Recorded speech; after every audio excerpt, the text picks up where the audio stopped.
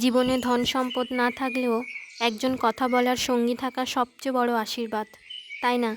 কারণ মানুষ শুধু ভাত রুটির জন্য বাঁচে না, মানুষ বেঁচে থাকে কথার টানে, টিকে থাকে বিনিময়ের উষ্ণতায়। একজন থাকুক না, যার সঙ্গে প্রত্যেক আলাপে মন পায় শান্তি, যার কাছে বলতে বলতে সব দুঃখ হারিয়ে যায়, যার কণ্ঠস্বর শুনলেই অভিমান মুছে যায় নিমেষে। তাই সম্পর্ক গড়ার আগে অন্তত একবার ভেবে দেখো, তার সঙ্গে কি সত্যিই কথা বলে তৃপ্তি মেলে? যদি কথায় সেই তৃপ্তি না পাওয়া যায়, তবে সেই সম্পর্ক একদিন শূন্যতায় হারিয়ে যায়। কারণ মানুষ টিকে থাকে কথার বন্ধনে, আর মানুষ ভেঙে যায় কথার অভাবে। Good morning everyone, welcome to my YouTube channel. আমি অনু, আর আপনারা দেখছেন অনুপমা ব্লগিং ক্যানভাস। আশা করছি আপনারা সবাই ভালো আছেন, যেখানে আছেন সুস্থ আছেন, ভালো আছেন, নিজের লোকদের সাথে আছেন। আর আমিও খুব ভালো আছি। বড়োদেরকে অনেক প্রণাম, ছোটোদেরকে ভালোবাসা জানিয়ে আমার ভিডিওটা এখন থেকে আমি শুরু করছি। আর আজকে হচ্ছে 16ই মে 2026। সত্যি জীবনের সবচেয়ে সুন্দর উপহার হলো আর একটা নতুন সকাল পাওয়া জীবনে, তাই না? আর তোমরা যদি কেউ আমার আগের ভিডিও দেখে থাকো তাহলে তো জানোই যে আমি প্রতিদিন একটু একটু সাজগোজ করি নিজের মন ভালো রাখার জন্য, নিজেকে ব্যস্ত রাখার জন্য, নিজেকে একটু স্পেশাল ফিল করানোর জন্য বিভিন্ন রকম ফটো তুলি, ভিডিও বানাই। তো যাই হোক, দেখো কথা বলতে বলতে শাড়িটা আমার পরা হয়ে গেছে, আর তারপরে একটুখানি নর্মাল একটুখানি সাজুগুজু করছি। আর এই যে শাড়িটা পরেছি, এই শাড়িটা আমি মিশো থেকে কিনেছি। তো মিশো থেকে আমি প্রচুর শপিং করি, বলতে পারো যা মোটামুটি লাগে, সে বইপত্র থেকে, সাজগোজ থেকে, স্কিন কেয়ার থেকে, জামা কাপড় থেকে সব কিছুই আমি প্রায় এখন মিশো থেকে কিনি। তো এই শাড়িটা অনেক দিন আগেই কিনেছি, আমার একটা দিদির বিয়ে ছিল, তখন কিনেছিলাম, তখন আমার বিয়ের অনেক আগে। তো সেই শাড়িটাই আজকে আমি পরলাম। শাড়িটা তো আমার ভীষণ পছন্দ। আর এগুলোকে মনে হয় অর্গানজা সিল্ক বলে, মানে আমি যতটা জানি আর কি।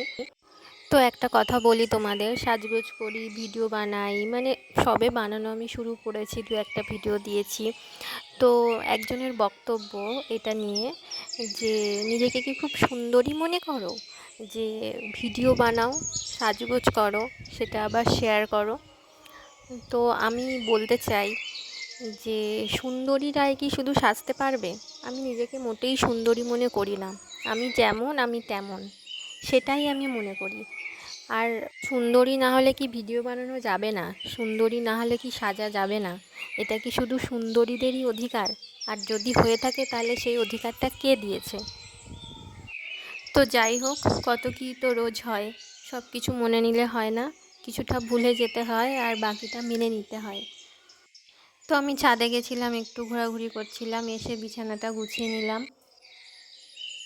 আর এই জানলাটা থেকে এত সুন্দর হাওয়া আসে না, সত্যি কথা বলছি, রাত্রেবেলা ফ্যান চালানোর দরকারই পড়ে না। আর পুরো একদম ঝড়ের মতো হাওয়া হয়। আর পুরো ওই সাইডটা একদম ফাঁকা, তো মাঠ পুকুর, সেই জন্য একদম ঝড়ের মতো হাওয়া হয়, ঠান্ডা লেগে যায়। আর সকালবেলা অ্যালার্মের দরকার হয় না, তার কারণটা তোমরাই দেখে নাও। সকাল না হতে হতে চারদিক থেকে এত পাখি যে কোত্থেকে আসে, এসে জানলায় শুধু ঠোকা মারবে। অ্যালার্মের সত্যি দরকার হয় না, সূর্য উঠবে, একটু একটু আলো দেখা যাবে, তখনই চলে আসবে। ওই জন্য আমারও ঘুম ভেঙে যায়, আমিও উঠে পড়ি, উঠে রেডি হই, সাজগোজ করি, ছাদে যাই, ঘুরে বেড়াই। তারপর জিনিসপত্র যেগুলো ছড়িয়েছিলাম সেগুলো গোছালাম, নিজে ফ্রেশ হলাম।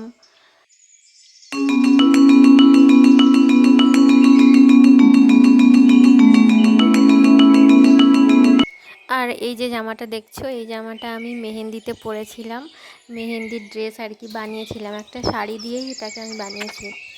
তো ড্রেসটা আমার ভীষণ পছন্দ হয়েছে, টেলারিংটা দাদাটা খুব ভালো করে বানিয়েও দিয়েছিল। আর একদিন আমি দেখাবো আমার পুরো বিয়ের লুকে কি কি কিনেছিলাম, পরেছিলাম। যদি তোমরা দেখতে চাও তাহলে আমি একদিন নিশ্চয়ই দেখাবো। বৃদ্ধি, অধিবাস, তার আগের দিন মেহেন্দি, বিয়ে, বৌভাত, ভাত কাপড়, আসলে সব এক জায়গায় নেই, কিছু শ্বশুর বাড়ি আছে, কিছু বাপের বাড়ি আছে। তো এক জায়গায় গুছিয়ে নিয়ে আমি তোমাদের সাথে একদিন ভিডিও করে দেখিয়ে দেবো সব। আর এই যে দেখছো আমি স্কিন কেয়ার করছি, মানে ফেস ওয়াশ করলাম, সানস্ক্রিন মাখছি। তো এটা সত্যি বলছি, মানে ভিডিও করছি বলে মনে হয় করছি, কারণ আমি জন্মে করি না, সব কিনে কিনে রেখে দিই, কিন্তু করা আমার হয় না। মানে এগুলো না একটা ব্যাপার আছে, মানে কি বলো তো, মানে যাদের এগুলোর প্রতি ন্যাক আছে তাদের যতই ব্যস্ত হোক, অফিস কাচারি যাই করুক না কেন, তারা ঠিক টাইম বের করে স্কিন কেয়ারটা করে। আর যারা করবে না তারা সারাদিন ঘরে বসে থাকলেও স্কিন কেয়ার করে না। সেটা আমি লক্ষ্য করে দেখেছি, আর আমি হচ্ছে সেকেন্ড টাইপের মহিলা। তারপর একটু বইপত্রগুলো বের করলাম। অনেক দিন বইয়ের সাথে কোনো সম্পর্কই নেই, মানে অনেক দিন, মানে অনেক দিন। তো তার কারণ হচ্ছে, প্রথমত কোনো এক্সাম হচ্ছিল না, মানে আমি যেটা নিয়ে পড়েছি, যেগুলো দেব পরীক্ষা, সেই ধরনের কোনো এক্সাম চলছিল না। তো এখন নতুন সরকার পাল্টেছে, অনেক রকম পরীক্ষা হবে, এক্সাম হবে, সেই ভেবে বাড়ির লোকও বলছে এবার পড়াশোনাটা শুরু কর, আর বসে থাকিস না, হয়তো এবার হবে অনেক পরীক্ষা, এক্সাম টেক্সাম। তো সেই মতো আমিও বইপত্র বের করে আর একটুখানি বসেছিলাম সবে। আর এই দেখো, আমার সাবজেক্ট হলো ফিলোজফি নিয়েই আমি পড়াশোনা করেছি, মানে দর্শন আর কি। তো সেটা নিয়েই আমি গ্র্যাজুয়েশন করেছি, মাস্টার্স করেছি, বিএড করেছি। আর বিএড যেহেতু করেছি সেই জন্য আমার লক্ষ্যটা ছিল যে এসএসসি দেব। কিন্তু তোমরা সবাই জানো এখন যা পরিস্থিতি, মানে পরিস্থিতি যা ছিল, তো এই পরীক্ষা আর জীবনে হবে কি না সেই সন্দেহে আমরা ভুগছিলাম। তো দেখা যাক, সবই সময় বলবে কি হয় না হয়। আর জানলা থেকে বাইরের দৃশ্যটা দেখো কি সুন্দর লাগছে। আমি প্রত্যেকটা ভিডিওতে বলি যে আমার গ্রামের পরিবেশ, গ্রামের জীবনযাপন ভীষণ ভাল লাগে। আমি কলকাতাতেও থেকেছি, বহু বছর থেকেছি।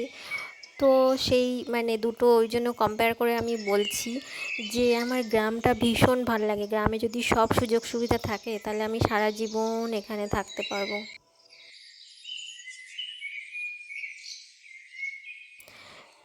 তারপরে এই দেখো, এটা হচ্ছে বিকেলবেলার ভিডিও। বিকেলবেলা হচ্ছে এই দেখো গয়নাগাটি নিয়ে বসে পড়েছি। তার কারণ হচ্ছে বিয়েবাড়ি আছে, মানে আজকে একটা হচ্ছে রিসেপশান আছে।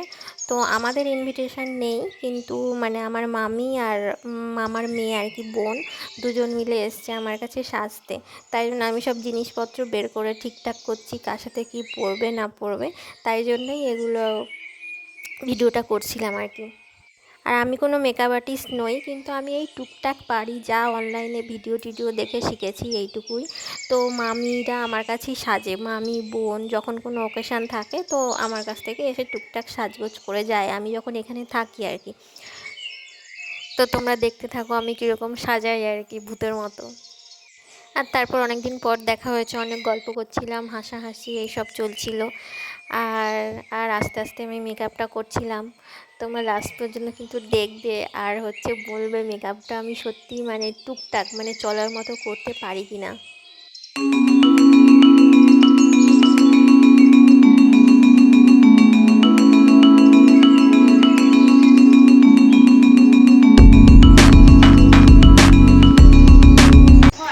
আর এটা হচ্ছে আমার মামার মেয়ে, ওকেও আমি সাজিয়ে দিয়েছি, শাড়ি পরিয়ে দিয়েছি। দারুণ লাগছে রে, তো ওই জন্য মামি বলছে বল কিরম লাগছে। আর ও তো খুঁজে পাচ্ছে না যে কি বলবে, হেসেই বলুন আপনার সেজে কেমন লাগলো। তো ওকে এমনি দেখতে সুন্দর, তারপর আবার সেজেছে, ঘুরে এসে বলবো যদি ঘোরাও আসা পর্যন্ত মেকআপ থাকে তাহলে বলবো মতো দেখতে তোমার বোনটাকে, কিন্তু এইটা তো সোজা হয়ে যাচ্ছে।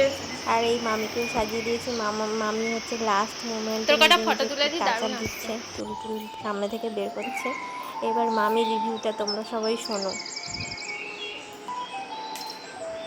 হ্যালো, ভালো জায়গায় আসো। হ্যালো গাইস, আমি 3টের সময় ভাগ্নির কাছে সাজতে এসেছিলাম। এখন বাজে 6:15 হয়ে 20 হয়ে গেছে। এতক্ষণ আমি সাজিয়েছি বলো? এতক্ষণ ভাগ্নি সাজাইনি, এর মধ্যে আমি বসেছিলাম, গল্প করছিলাম। তারপরে আপনারা বলুন আমার সাজটা কেমন হয়েছে? সাজটা কেমন হয়েছে বলুন আপনারা সবাই। একটু ঘুরে যাও, পেছনটা দেখাও, চুলটা দেখাও। আপনার পছন্দ হয়েছে তো? আমার তো পছন্দ হয়েছে। তাহলেই ঠিক আছে। এটা সামনে রাখো না পিছনে? নিমু না, 1 মিনিট দেরি করিস না, খালি চল, এখানে কিছু নেই তো। তো বিকালটা বেশ ভালোই কেটেছে। আমি সাজাতে ভীষণ ভালোবাসি, আর সত্যি সাজানোর আমি লোক পাই না। কেউ আমার কাছে সাজতে এলে আমার খুব ভালো লাগে। আমি নিজেও যেরকম সাজতে ভালোবাসি, আমি লোককে সাজাতেও ভালোবাসি। তো যদি কেউ শেষ পর্যন্ত আমার ভিডিওটা দেখে থাকো, তাহলে একটা লাইক করে দিও, আর বলে যেও যে আমার যেহেতু নতুন চ্যানেল, কোথায় ভুল আছে যদি কেউ একটু ধরিয়ে দিও, বলে দিও, তাহলে আমি সত্যি ভীষণ খুশি হব। শূন্য থেকেই শুরু করেছি, শূন্য থেকেই সব কিছু শুরু হয়, শূন্য থেকেই জীবনের শুরু হয়, শূন্যে গিয়েই আবার শেষ হয়, মৃত্যু দিয়েই হিসেব মিলে যায় সবার, কোনো ভাগশেষ থাকে। সবাই ভালো থেকো, সুস্থ থেকো, নিজের মানুষের খেয়াল রেখো, নিজের মানুষের সাথে থাকো, হই হই করে বাঁচো, আনন্দ করো। আজকের মতো এই পর্যন্ত। আগামী সকালে আবার তোমাদের সাথে দেখা হবে।